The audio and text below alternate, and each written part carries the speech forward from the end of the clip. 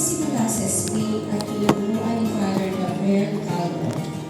Kasama ng ilang mag-asawa na kasapi ng Christian Family Movement or CFM noong taong 1960.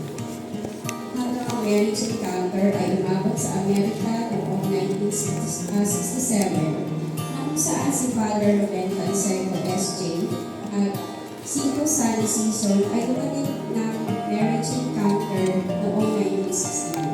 Pagdating nila sa Pilipinas ng taong iyon, nagsagawa din ng marriage encounter sa Loyola Retreat House, Angono Rizal, noong October 1969. Ito ay apostolic program ng Christian Family Movement.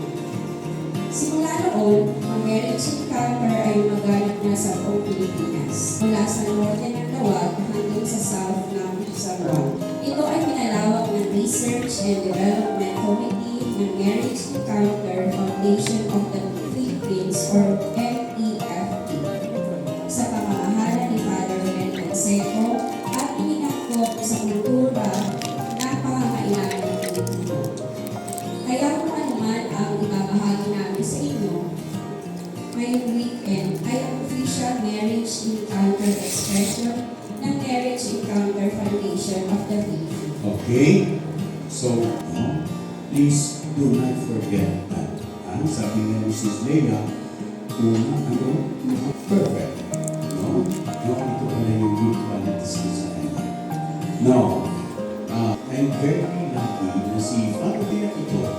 No? Iba din po ito sa Corpus Christi. No? Okay. Now, ang marriage encounter ay isang katangiang gawaing pangkaluluwa na ang pinakahangarin nito. Ang tawag pa rin yan sa English ay affective intimacy. Affective. May kinalaman sa ating kalooban. Coupleness ang tawag dyan. At ang pangalawang grasya ay couple power. Ano ba yung grasya ng coupleness and couple power? No? Itong grasyang ito, maabot lang natin kung magsikap din tayong dalawa sa tamang pagkaunawa kasi hindi din sa atin na pumasok tayo sa buhay ng asawa dito ka. Kasama ka natin sa isa. Okay ka.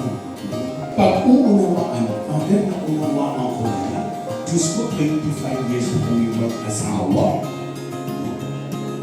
Sa MA, tutulong sa atin. Ano ba ang ibig sabihin ng yan, itutulong ko yan sa inyo. At hindi lang po yan. Sa marriage encounter, mayroon din responsibilidad sa ating community. Hindi ating pagbuo ng Panginoon Kristyano bilang katutuong bahagi ng sakramento ng kasama. Kasi the moment may kinasal mo kayo first, i-share ninyo sa isang third mission, kayong mag-asawa, i-share ninyo sa community. O pakinggan natin ang itututo ng ating Pilipinas. Para po sa inyong kaalaman, ang marriage encounter ay hindi po isang counseling o problem solving, the Life in the Spirit seminar at iba pa.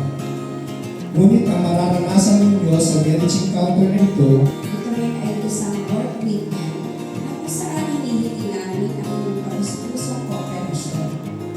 Dahil walang magaganap kung ayaw ninyo yan. Kayo po ay pagyayamanin ng marriage encounter ayon sa inyong interes at pagsisikap na ibibigay dito. Kaya mahihingi namin sa inyo ang maging galak na pakikisa at huwag mag-observa lang. Dito sa ating marriage encounter, originally 3 araw ito, pero mahirapan tayo kasi may mga word kayo.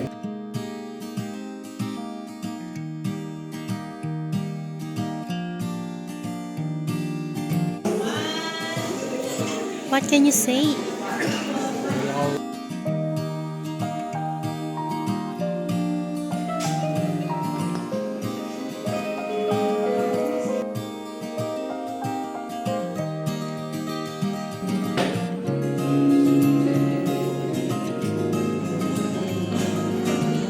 Say hi.